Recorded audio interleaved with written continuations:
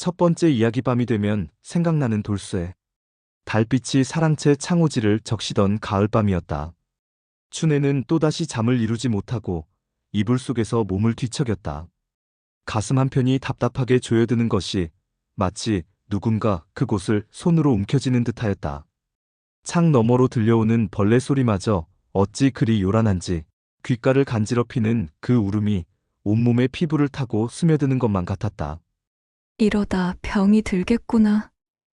춘애는 한숨을 내쉬며 일어나 앉았다. 비단 저고리 사이로 드러난 목덜미에 송골송골 땀이 맺혀 있었다. 가을인데도 방 안이 찜통같이 뜨거웠다. 아니, 방이 뜨거운 것이 아니라 자신의 몸이 불덩이가 된 것 같았다. 문득 낮에 보았던 광경이 떠올랐다. 뒷마당 우물가에서 돌쇠가 두레박으로 물을 길어 올리고 있었다. 한여름도 아닌데 그는 웃옷을 벗어 던지고 있었다. 햇살이 그의 등판을 타고 흘렀다. 땀에 젖은 살같이 구릿빛으로 번들거렸고 물동이를 들어올릴 때마다 어깨와 팔뚝의 근육이 살아 움직이듯 출렁였다. 춘애는 안채 처마 밑에 서서 그 모습을 보고 말았다. 돌쇠가 두레박의 물을 자신의 머리 위로 쏟아부었다. 물줄기가 그의 머리칼을 타고 얼굴로, 목으로, 가슴으로 흘러내렸다. 그는 고개를 뒤로 젖히고 크게 숨을 들이마셨다. 목젖이 꿀떡 움직였다. 그 순간 춘애의 입안에 침이 고였다. 깜짝 놀라 돌아서려던 찰나 돌쇠와 눈이 마주쳤다. 그의 눈빛은 맑았다. 짐승처럼 순수하고 깊었다. 마치 그 눈 속에 자신이 빨려 들어가는 것 같아 춘애는 황급히 치마폭을 휘어잡고 안채로 뛰어들었다. 그날 이후로 밤마다 잠을 이루지 못했다. 돌쇠는 이 집안의 머슴이었다. 아버지께서 3년 전 과거에 낙방한 후 낙향하면서 데리고 온 사내였다. 말수가 적고 우직한 그는 농사일을 묵묵히 해냈다. 춘애의 아버지는 돌쇠만큼 믿음직한 사람이 없다며 칭찬을 아끼지 않았다. 춘애는 그저 머슴일 뿐이라 여기고 지냈다. 아침에 마당을 쓸고 물을 깃고 나무를 패는 그의 모습이 눈에 들어오긴 했어도 마음에 담지는 않았다. 그런데 언제부턴가 달라졌다. 장독대 옆을 지나가는 그의 뒷모습이 눈에 밟혔다. 저녁밥을 먹으며 마루 끝에 앉아 밥을 먹는 그의 옆 얼굴이 신경 쓰였다.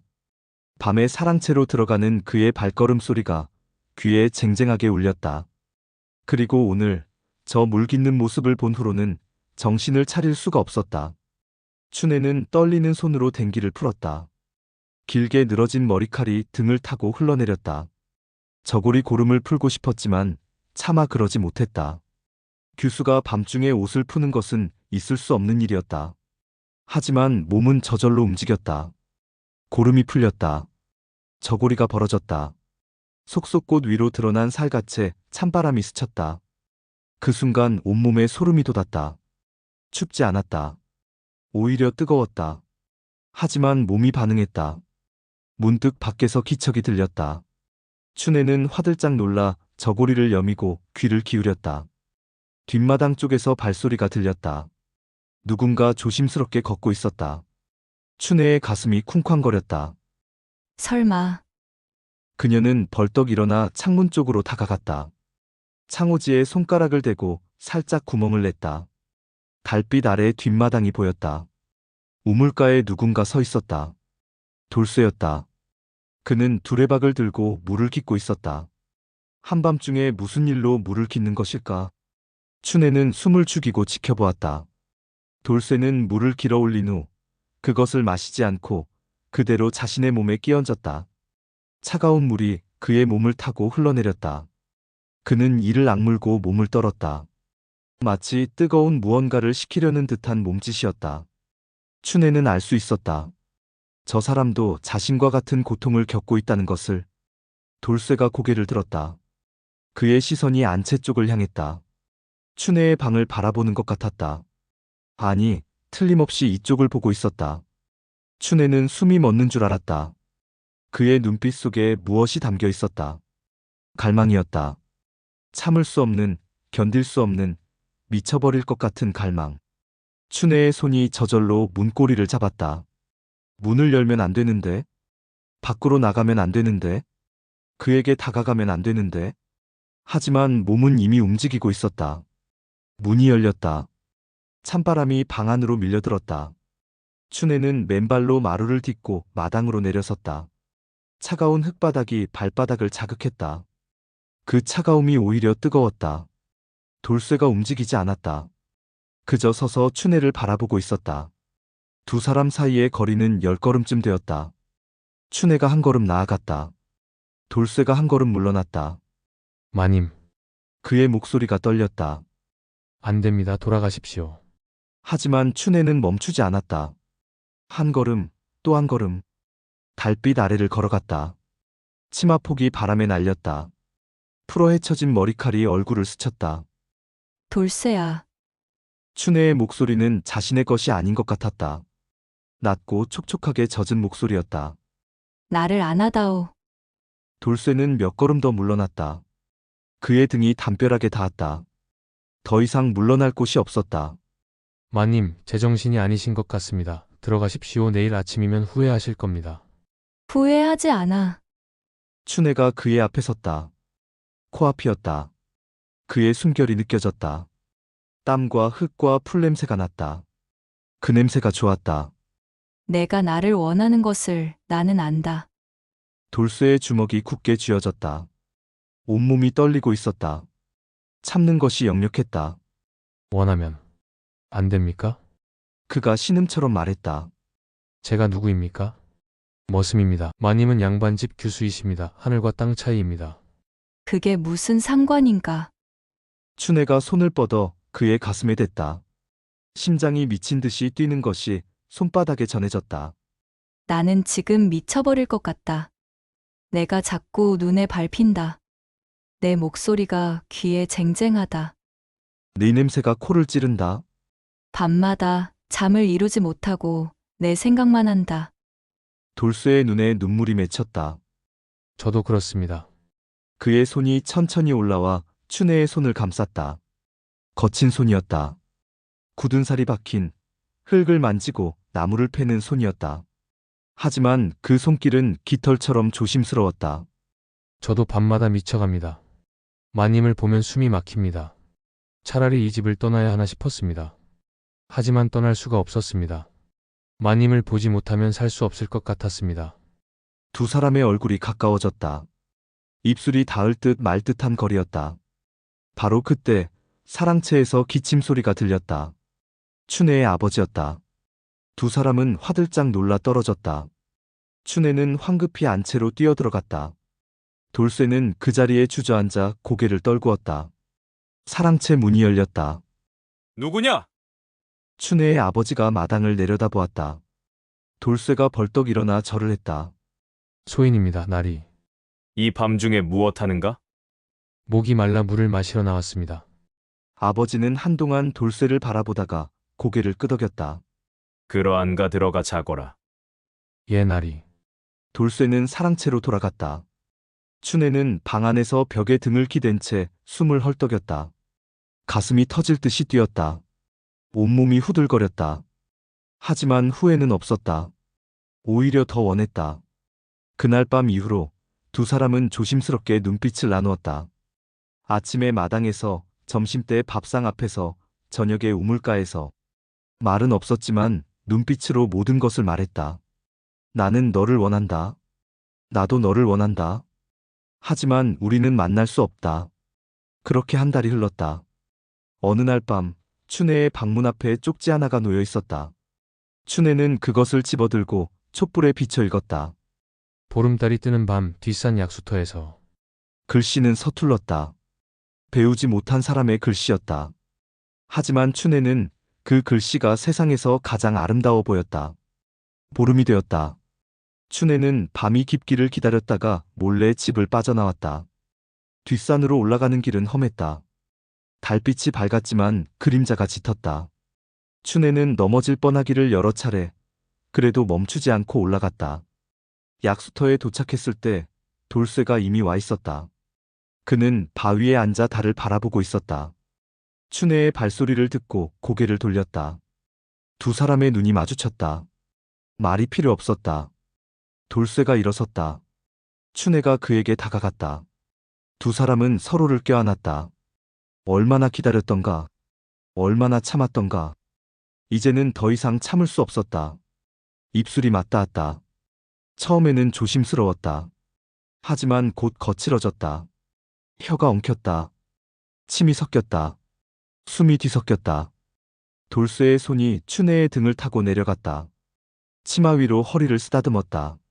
춘애는 그의 목에 팔을 감고 온몸을 맡겼다. 여기서는 안 돼. 돌쇠가 속삭였다. 저 너머 산막이 있습니다. 사냥꾼들이 쓰던 곳인데 지금은 비어 있습니다. 두 사람은 손을 잡고 어둠 속을 걸었다. 산막은 작고 낡았지만 비바람은 막을 수 있었다. 바닥에는 마른 풀이 깔려 있었다.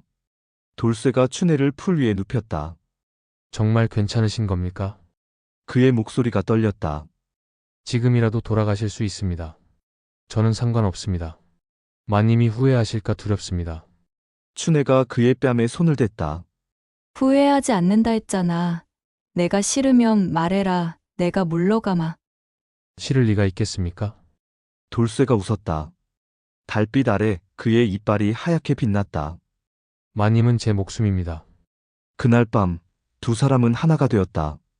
달이 산 너머로 넘어갈 때까지 두 사람은 서로를 탐했다. 거칠고 뜨겁게, 때로는 부드럽고 달콤하게. 밤이 깊어갈수록 두 사람의 숨소리는 거칠어졌다. 새벽녘이 되어서야 두 사람은 옷을 여미고 산을 내려왔다. 앞으로 어찌하면 좋겠습니까? 돌쇠가 물었다. 모르겠어. 하지만 오늘 밤을 후회하지는 않아. 저도 그렇습니다. 두 사람은 집 앞에서 헤어졌다. 춘애는 안채로, 돌쇠는 사랑채로 들어갔다. 하지만 그들의 비밀은 오래가지 못했다. 석 달 후 춘애의 배가 불러왔다. 아버지는 분노했다. 춘애를 방에 가두고 돌쇠를 불러들였다. 내 이놈! 감히 내 딸을! 죽여주십시오, 나리. 돌쇠는 고개를 조아렸다. 소인이 죽어 마땅합니다. 하지만 한 가지만 부탁드립니다. 마님을 벌하지 마십시오. 모두 소인의 죄입니다. 내 놈이 죽으면 끝나는 일이 아니다. 내 딸이 천한 놈의 자식을 베었으니 이를 어찌한단 말이냐? 아버지는 며칠을 고민했다. 결국 내린 결정은 이러했다. 돌쇠와 춘애를 혼인시키되 두 사람을 이 마을에서 내쫓는 것이었다. 내 딸은 이제 내 딸이 아니다. 너희는 이 집을 떠나 멀리 가거라. 다시는 내 앞에 나타나지 마라. 춘애는 아버지 앞에 무릎을 꿇었다. 아버님, 용서해 주십시오. 용서는 없다. 떠나라. 이틀 후 두 사람은 짐을 꾸려 마을을 떠났다. 마을 사람들은 수군거렸지만 아무도 그들을 말리지 않았다. 두 사람은 남쪽으로 내려가 바닷가 마을에 정착했다. 돌쇠는 힘이 좋아 어부일을 거들며 돈을 벌었다. 춘애는 아이를 낳았다. 아들이었다. 가난했지만 행복했다. 춘애는 가끔 아버지 생각을 했다. 용서받고 싶었다. 하지만 돌아갈 수는 없었다. 그렇게 3년이 흘렀다. 어느 날 낯선 사내가 그들의 집을 찾아왔다. 춘애 마님이십니까? 그렇소만. 나리께서 돌아가셨습니다. 춘애는 그 자리에 주저앉았다. 유언을 남기셨습니다. 춘애를 용서한다고 행복하게 살라고. 사내는 보퉁이 하나를 건넸다. 이것은 나리께서 남기신 유산입니다. 춘애는 보퉁이를 풀었다. 안에는 은자와 함께 편지 한 통이 들어있었다. 준애야, 내가 너무 가혹했구나. 내가 돌쇠를 사랑한다면 그것이 잘못은 아니었다. 용서해다오. 그리고 행복하려. 춘애는 편지를 꼭 껴안고 울었다. 그날 밤 돌쇠가 춘애를 안아주었다. 이제 괜찮습니다. 나리께서 용서해 주셨습니다. 그래, 이제 우리 떳떳하게 살 수 있겠구나. 두 사람은 서로를 껴안았다. 그들의 사랑은 비록 신분을 넘은 것이었지만 진실했다. 그리고 그 진실함이 결국 용서를 얻어냈다. 두 번째 이야기 기방의 거울. 세월이 흘러 한양 저자거리 이야기로 옮겨간다. 인왕산 자락 기방 골목에는 춘향옥이라는 기방이 있었다. 주인은 월선이라는 기생이었는데 젊은 시절 최고의 명기로 이름을 날렸으나 이제는 나이가 들어 후배들을 가르치며 기방을 꾸려가고 있었다. 월선의 기방에는 특별한 물건이 하나 있었다. 청동으로 만든 큰 거울이었다. 그 거울은 보통 거울이 아니었다. 명나라에서 건너온 것이라 했는데 사람의 얼굴만 비추는 것이 아니라 마음까지 비춘다는 소문이 있었다. 거울 앞에 서면 자신의 진짜 모습이 보인다더라. 기생들은 그 거울을 두려워하면서도 몰래 들여다보곤 했다. 어느 봄날 새로운 기생이 춘향옥에 들어왔다. 이름은 화련이었다. 18배 나이에 빼어난 미모를 지녔으나 어딘가 쓸쓸한 기운이 감돌았다. 월선은 화련을 보자마자 범상치 않음을 알아챘다. 너는 왜 기생이 되려 하느냐? 살기 위해서입니다. 다른 길은 없었느냐? 없었습니다. 화련은 말이 적었다. 다른 기생들과 어울리지도 않았다. 혼자 방에 앉아 창밖을 바라보는 일이 많았다. 하지만 술자리에 나가면 달라졌다.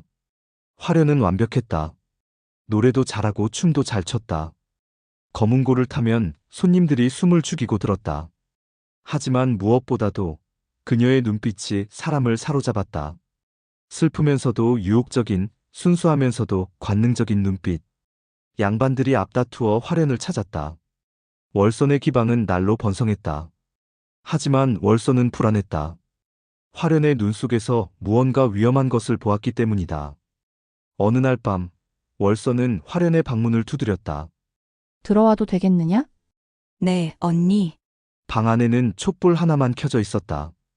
화련은 창가에 앉아 달을 바라보고 있었다. 너 누군가를 기다리고 있구나?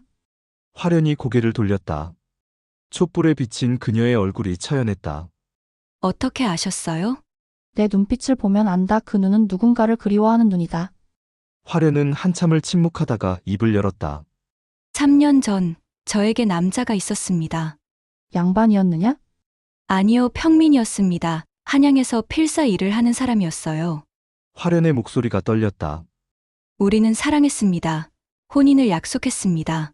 하지만 그의 집안이 빚에 쫓겨 몰락했고 그는 저를 떠났습니다. 떠났다니? 아무 말 없이 사라졌습니다. 찾아보았지만 흔적도 없었습니다. 나중에 들으니 그가 제 때문에 괴로워했다고 합니다. 자신이 저를 책임질 수 없다고. 그래서 기생이 되었느냐? 화련이 고개를 끄덕였다. 차라리 이렇게 사는 게 낫다고 생각했습니다. 어차피 그도 없는데 누구를 위해 정절을 지킵니까? 차라리 몸이라도 팔아 돈을 벌자고. 월선은 한숨을 쉬었다. 하지만 너는 아직도 그를 사랑하고 있구나? 화련이 눈물을 흘렸다. 그만하고 싶은데 안 됩니다. 다른 남자를 만나면 자꾸 그가 떠오릅니다. 다른 남자에게 몸을 내줄 때마다 그에게 미안합니다. 월선은 화련의 어깨를 감싸 안았다. 그렇다면 한번 그 거울을 보거라. 거울이요? 청동거울 말이다. 그 앞에 서면 내 마음이 보일 것이다. 내가 진짜 원하는 것이 무엇인지. 화련은 망설였다. 그 거울은 두려웠다. 자신의 진짜 모습을 보고 싶지 않았다. 하지만 결국 거울 앞에 섰다. 달빛이 창문을 통해 들어와 거울을 비췄다. 거울 속에 화련의 얼굴이 비쳤다. 처음에는 평범한 얼굴이었다. 하지만 점점 변했다. 거울 속 화련의 눈에서 눈물이 흘렀다. 입술이 떨렸다. 손이 가슴을 움켜쥐었다. 그리고 거울 속에서 또 다른 모습이 나타났다. 한 남자였다. 화련은 숨이 멎었다. 그 남자는 그였다. 화련이 사랑했던 남자였다. 거울 속 남자가 입을 열었다. 미안하다, 화련아. 화련은 거울에 손을 댔다. 차가운 금속이 손바닥에 닿았다. 왜 떠났어요? 너를 불행하게 만들고 싶지 않았다. 바보 같은 소리. 당신이 떠나서 더 불행해졌어요. 거울 속 남자가 슬픈 미소를 지었다. 나는 지금 어디 있는지 아느냐? 화련이 고개를 저었다. 종로 뒷골목 낡은 주막에 산다. 날품팔이를 하며 근근히 살아간다. 매일 밤술을 마시며 너를 생각한다. 그럼 왜 찾아오지 않았어요? 찾아가면 뭐 하겠느냐? 나는 너에게 줄 것이 아무것도 없다. 차라리 잊어주는 게 나을 것 같았다. 화련은 거울을 꼭 껴안았다. 바보 같은 사람. 거울 속 남자의 모습이 흐려지기 시작했다. 화련아, 행복해라. 나는 괜찮다. 싫어요. 당신 없이는 행복할 수 없어요. 그럼 남자의 목소리가 멀어졌다. 그럼 우리 다시 만나자. 종로, 뒷골목 해동주막 보름날 밤에 나는 그곳에 있을 것이다. 거울이 다시 평범한 거울이 되었다. 화려는 그 자리에 주저앉아 한참을 울었다. 월선이 다가와 등을 쓰다듬어 주었다. 보았느냐? 네, 보았습니다. 그럼 이제 어찌할 것이냐? 화려는 눈물을 닦으며 일어섰다. 찾아가겠습니다. 그를 찾아가겠습니다. 보름날이 되었다. 화려는 기방을 나섰다. 월선이 말렸지만 소용없었다. 나는 가야 합니다. 이대로는 못 삽니다. 그럼 기생일은 어찌하려고? 그만두겠습니다. 언니께 빚은 천천히 갚겠습니다. 월선은 한숨을 쉬며 화련의 손을 잡았다. 빚은 좋다 그냥 가거라 대신 행복해야 한다. 언니, 나도 옛날에 사랑하는 사람이 있었다 하지만 놓쳤다 너는 놓치지 마라. 화련은 월선에게 깊이 절을 하고 기방을 나섰다. 종로 뒷골목은 어두웠다. 해동주막은 허름한 건물이었다. 화련은 문을 열고 들어갔다. 주막 안에는 사람들이 옹기종기 모여 술을 마시고 있었다. 화련은 그들 사이를 헤치며 안쪽을 살폈다. 구석진 자리에 한 남자가 혼자 앉아 있었다. 낡은 옷을 입고 머리는 헝클어져 있었다. 수염이 덥수룩하게 자라 있었다. 하지만 화련은 단번에 알아보았다.